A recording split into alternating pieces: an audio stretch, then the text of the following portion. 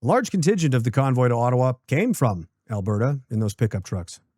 They drove for days through the snow and ice to join their brothers and sisters from around the country, standing in defiance and support on the doorstep of the tumor, the lair of deceit and corruption, their vehicles and themselves proudly decorated in Canadian flags. It didn't go the way that many had hoped, despite the polite request from the Canadian people for Ottawa to kindly check itself. The liars and cheats continued lying and cheating. The protest was violently subdued by thugs. Bank accounts and businesses were seized by the state, and its most prominent national voices were taken as political prisoners, myself included. In a toxic and an abusive relationship where the victim is being routinely manipulated, lied to, taken advantage of, and disrespected, would you call them unreasonable for just thinking out loud that maybe it's time to consider ending the relationship or ending an abusive, sadistic stepfather's influence on your life? Makes it unbearable. A life without dignity, a life without a future. Would it be crazy for someone living under some kind of monster of a stepfather like that to say, as soon as they leave for work, they disappear around the corner, I will start packing. I'll pack everything, just get in the car, just leave, just go anywhere. Doesn't matter. But I have to get the hell out of here now, today. That thinking is not driven by ambition, vision, an uplifting spirit, or even just cold pragmatism. It's driven by pain, disrespect, and abuse. Am I wrong? Some of those same people who wore their national pride like a cape now reject and spit on that same symbol with the same kind of veiled disappointment that any heartbroken person does. They watched the electoral map of the nation on television bleed red everywhere east of Saskatchewan, and in their exhaustion and desperation, after the convoy and the years of exploitation and mockery, they did what everybody does when they feel like they aren't seen, they aren't heard, and they aren't appreciated. They withdraw inward, they distance themselves, and they start to see everyone outside as a potential enemy. It's just easier. It's a survival mechanism to simplify the situation so that you can move toward some form of definitive action that might lift you out of a seemingly endless and inescapable punishment. Their leaders and voices began to see themselves as outsiders in their own country. While some of those voices are being directed by foreign agents south of the border and elsewhere, there are people who stand to benefit from prying Alberta out of Canada, and none of them are Canadian or Albertan. But why not just leave? What should stop you? You're possibly the largest cohesive centralization of the Canadian people. You have the economic engine, the resources, the manpower to stay afloat. You have good relationships in the United States to help you. Of all the provinces, you might have the best chance to escape. And it might be true that of all the provinces, you could be the strongest one. So why not? Why not pack your bags and get away from this abusive monster and leave this house forever? A long time ago, when I was a young man, I was in the infantry. I was very new. I wasn't more than 130 pounds, and we were several hours into a very long forced march. I was carrying one of the heavier machine guns. The extra ammunition, the spare barrels, it sucked. I had significant blistering on both feet in brand new boots that I hadn't worked in. I often like to learn the hard way. I'd burned my hand on a gun barrel the previous day. The weight of my helmet even began to make it painful of a chore for my neck to keep my head lifted up from the ground. Everything hurt. My legs felt held down by gravity like they were underwater with every step. I was carrying almost as much as I weighed. I today still have a lingering back injury from that very march. I was physically suffering more than I ever had in my young life to that point. I was beginning to really internally panic because there was no end in sight. I had no way of knowing how much longer this would continue. We'd just been in the field for weeks, running attack exercises, digging defenses, perimeter patrols, and fending off imaginary attackers throughout the night. And so in my pain and sleep-deprived stupor, all I could do was continue to stumble forward and curse, why I, one of the smallest guys in the platoon, is carrying the heaviest gear. Why me? Because, Private, if you can't do the hardest parts of this job in bad conditions on the worst day of your life, then you cannot do this job. And it's not to deny you or hold you back. It's to protect the army and to protect you. I wanted so badly to be a soldier my whole life. It felt like my future and my dream was just passing through my hands. If I didn't complete this march, I'd be sent home as a failure. that early morning in the light rain on a dirt road in August, almost 23 years ago to the day, was my new standard of hell. I am a stubborn guy, the son of a Scottishman's bloodline, but I wasn't the only one suffering or the only one carrying an outsized amount of gear. There were two other men, one several ranks ahead of me, and there was one several ranks behind. The one behind me, he was struggling badly to the point of tears. Another frail kid from St. John, New Brunswick. The man in front of me was a 25-year-old former CFL player from Ontario. He was 6'4" and a 230-pound machine whose physical endurance and power was never in question. And it's moments like those that I'll forever be grateful for, that taught me so much about life, what it means to be Canadian, and I hope that you'll appreciate it too. Because you see, we weren't just being tested as individuals. The Army, every piece, down to the smallest unit, is a team. It needs to be tightly bonded, more like family. If it will have any hope of facing the horrors, the strain, the stress, the fear, and the intensity of combat and survive, the enemy is too big and can only be overcome together as a unit. No one man makes an army or a family, and no army or family is effective and at its best if it's missing pieces of itself. The better the team works together, the better the individuals in that team become. The better the individuals become, the better the team works together. It's a symbiotic feedback loop of investing your own strength and spirit into the whole that you can then all draw upon together. That CFL player could hear the suffering behind him. He kept looking back. A lot of us did. And he later revealed to me that he didn't much enjoy that long walk himself. But there was something that he knew that I could see in his eyes every time he looked behind him. He knew that this man at the back was not going to make it. And he also knew that he was the strongest guy we had. We were all exhausted and doing our best. Tough guy, fake tough guy faces when I watched him.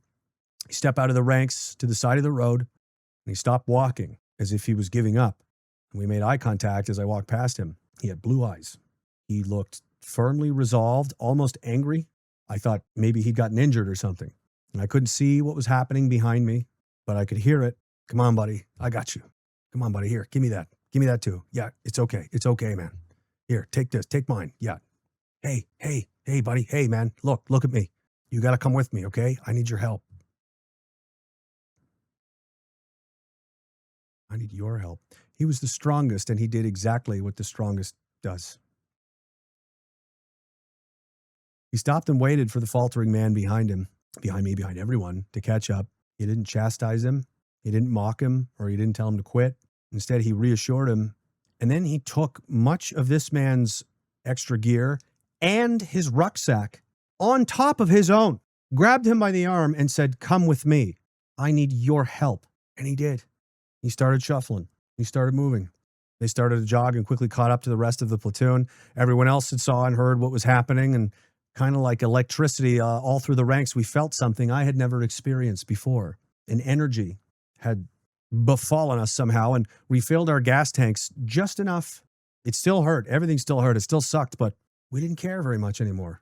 In that one moment, we were motivated by one unusual, uncommon act of self-sacrificing courage that reminded us what it was we were doing, who we are, and who we are aspiring to be. Others started encouraging each other and asking around if anyone else needed a break, needed water, needed anything.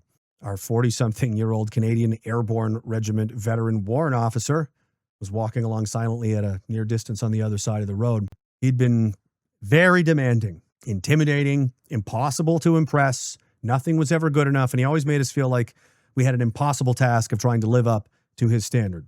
He was the old guard, and several of us noticed as he was watching from the side of the road, carrying his own rucksack, without any expression, just the half-worn-off green and brown cam paint, dirt on his face, and his black mustache was all you could see under his helmet. He just slowly nodded his head a couple of times. It was approval. And earning that nod from that man was the hardest thing that I had done in my life up to then. And just a few minutes later, we rounded a corner and a familiar road. We had been on the road all morning, out for weeks, exhausted. Right around that corner, just a couple minutes later, there was the road back to camp. Later in the week before our graduation ceremony, I was cleaning my boots next to the CFL player in the cleaning bay when someone asked him point blank, "But why? Why not just leave the guy? He wouldn't have been able to do that for you. He stopped for a second. He didn't look up from his boots, and he just said, because I could. I learned two very important things that morning that stuck with me for the rest of my life. And stuck with me not just because I had to earn it, but because it was the truest thing that I'd experienced. I didn't read about it. I experienced it. It happened to me. And it was as real and as uncompromising as the sun. First, when we are in those moments of darkness, suffering, and fear, always remember the only thing that you ever truly have control of is you. If you keep going, if you keep pushing, if you keep fighting, no matter how far behind or how close to defeat that you think you are, the only thing that matters is that you keep fighting, because victory and salvation could always just be one lucky punch away or right around the very next bend in the road. But you'll never get to find out if you give up. Second, strength is not a gift or a curse. Strength is a choice. It is not a pleasure. It's a responsibility. To become strong, you have to choose to do the difficult things. To build up your mind, your body, your spirit, you must walk the hard road. Just as the steel sword is scorched and beaten on the blacksmith's anvil, there are no shortcuts. The things you'd rather not do, but must be done. The uncomfortable things, the scary things. And who are these, the strong? They are those who choose to do these things. And through these things, those acts and their consequences, they emerge on the other side sharper. Because it must be done. Someone has to do it. Where would we be without our heroes? We wouldn't exist.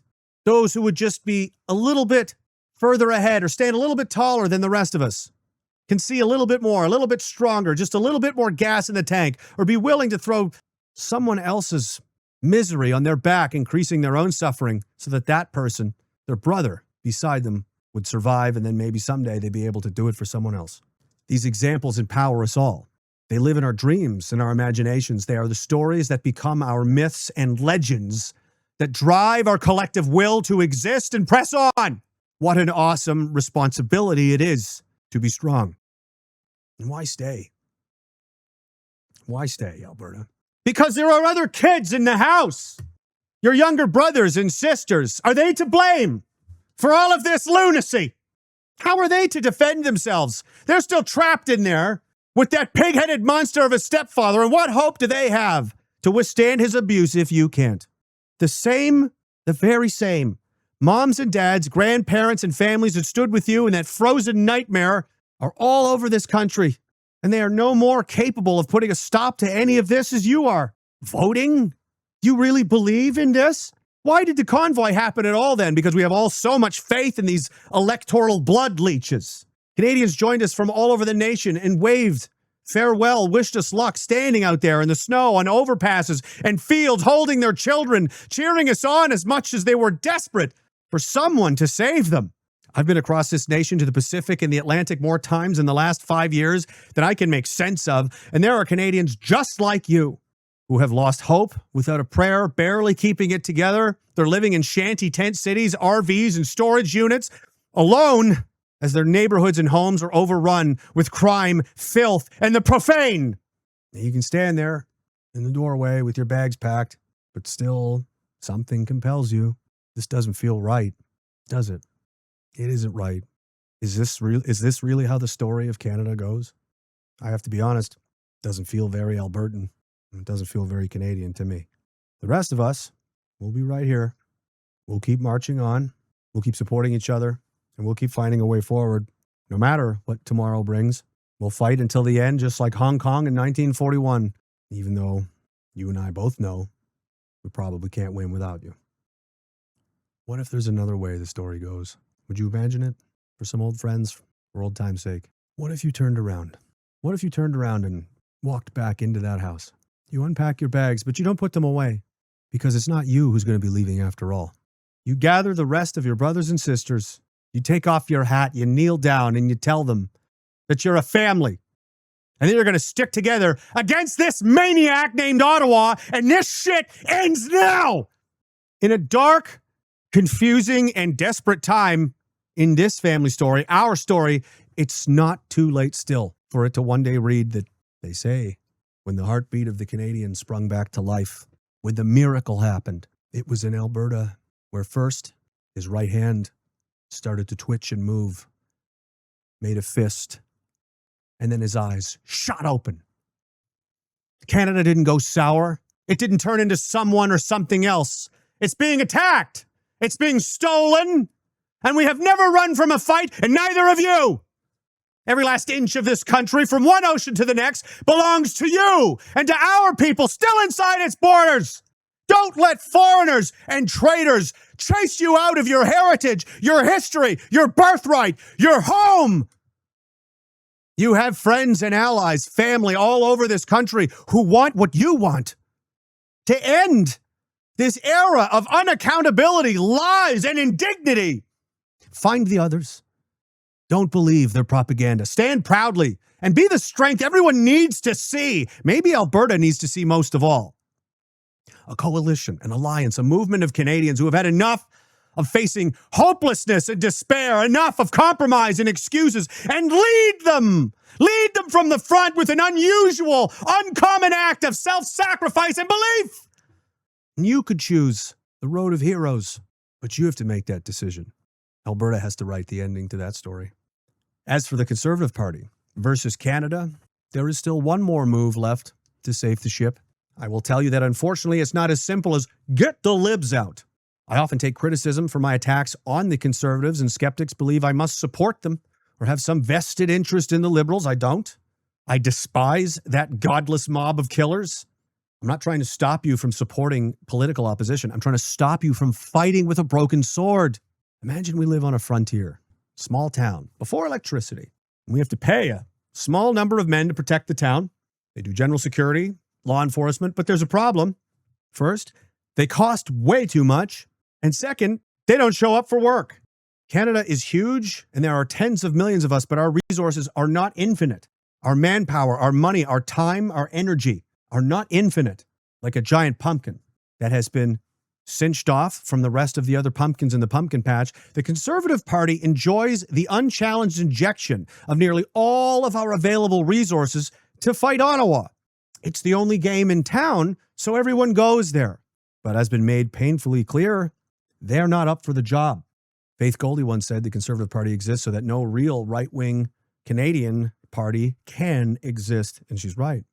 Their sponge has soaked up all of the juice, and they use it to do photo ops and Indian Diwali celebrations, ignore everyone dying to argue about who isn't doing enough to worship Jewish people and how wonderful it is that no one speaks English in Surrey anymore. They have no motivation to change course. Why would they? Their campaign manager, Jenny Byrne, recently celebrated that their loss was the best technical loss that they've had in years. They are paid handsomely and suffer no consequences for their failure. And our families and our loved ones pay the price. The Hartman family paid a price. Leaders take action. They do not wait around all day for someone else to tell them what to do. They don't wait for permission. They act when action is needed. They just do it. The CPC will not change on principle. They do not respect you enough to even listen to you. They are shameless weasels that only respond to the same stimuli and motivators that any scavenger or parasite creature does. Fear and gratification. They are very fat and happy in their castle with their $600 a plate conventions. People have tried the whole infiltrate and change from the inside in an attempt to slow motion, steer, and shape the mindset back towards the right direction. But anything pointing in the right direction is forbidden. Like the Liberals, diversity of thought and belief is not permitted. So it's simple. If we can't breach the castle and they won't come out and face us like men, siege. We starve them out. We starve them out. We see how long they can go without eating. Every political party relies on its base of diehard supporters to exist. They are the financial and energetic backbone of the party. Donations from Canadians and memberships fees made up 97% of their income in 2024 for just over $48 million. They need this money to operate, and their next deposits are currently sitting in your pockets. If they don't want to do their jobs, then they don't get paid. Their existence is entirely in the hands of the Canadian people. We can turn their oxygen off today and see how long they like gasping for air until the color in their face matches their lawn signs. Then we'll consider plugging it back in and see if they've decided to become a little bit more agreeable. I'm willing to bet that you'll find suddenly they'll be much more interested and respectful about what it is you have to say. Or they refuse to change and they die on their ego. Hoisted on their own petard, they slowly, then more quickly, evaporate and disintegrate into an irrelevant nothing to match the impressive record of victories they've produced for us with all the money and time they've helped themselves to. Arguably, the disintegration is already taking place, which would clear the way and open the field for free market competition. The juice, the nutrients, the energy would flow freely again and set the conditions for something else, something new, something that works, something Canadian. Conservative Party, Canada has waited too long for you to fix yourselves and produce results worthy of our name. You'll continue to try and disguise your failure as evolution or progress, but our patience must come to an end, or this country will not survive your blundering. Canada, they need you. You do not need them. We stick together.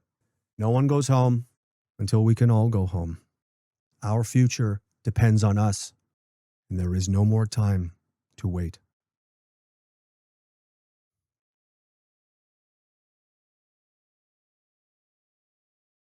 Well, if you made it this far, thanks for watching, and please go check him out on Rumble or on X. The links will be in the description. But now, I just thought I'd throw my thoughts in because I'm from Alberta. Not originally, but, I'm a Canadian, and for a long time, for many years, I was like, yeah, Alberta separation sounds amazing, but I feel like it would just separate us from a lot of the people who are so like-minded to us, and it would be doing exactly what they want, which is to continue to divide us. And that just makes it so much easier for them to control. So we would just be playing right into their hands. So I think we have to figure out a way to fight Ottawa together and not just fight Ottawa by leaving, because then it's just going to leave all our brothers and sisters to fight for themselves. And like Jeremy said, I think we're stronger together and we should go back for them and we should stay with them. Because I think the Canada that our veterans fought for was for all of Canada, not just for Alberta, not just for one province, not just for, it was for all of us. And I think that's why we have to go back to that. We have to go back to being a distinct people with a culture, a shared culture, which is to be Canadian. And it's not us being separate. Because it's clear, Canada-wide, we have a foreigners problem where they're coming here with their own set of ideas and cultures, which they are using as a weapon against the Canadian people.